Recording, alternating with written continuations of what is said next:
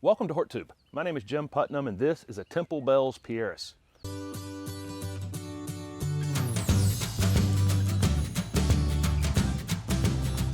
This is the beautiful late winter, lightly fragrant, white flowering Temple Bells Pieris. Temple Bells Pieris will be a slow grower to about 3.5 feet in height. It has kind of a weeping habit, and that takes away from some of the height gain. So even if it's growing 6 or 8 inches a season, a lot of that is going into just the weeping habit. So not a lot of upward growth on it every year, but eventually 3.5 feet in height. Pieris as a group are very cold hardy for leafy evergreen shrubs. These can grow all the way up to zone 5 and then all the way down to zone 9B. The primary use for Temple Bells Pieris is going to be as an accent plant in a shady space.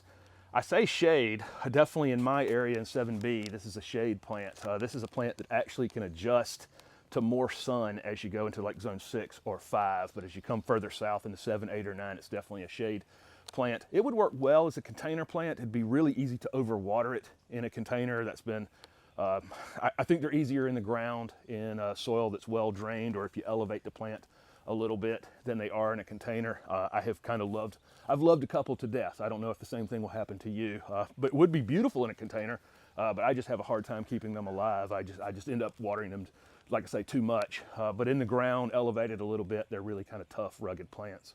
Most Pieris japonica varieties actually set these buds in the late summer the year before, and they actually carry them through the winter, and then they start opening in late February in my area, and then all the way through March, a little bit later if you have them further north in zone 5 or 6.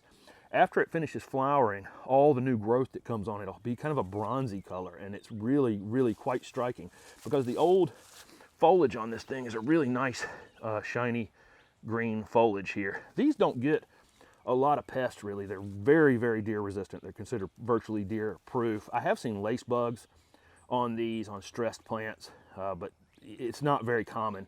I have videos on my YouTube channel for planting woody trees and shrubs, whether you have clay soil or sandy or very well draining soils.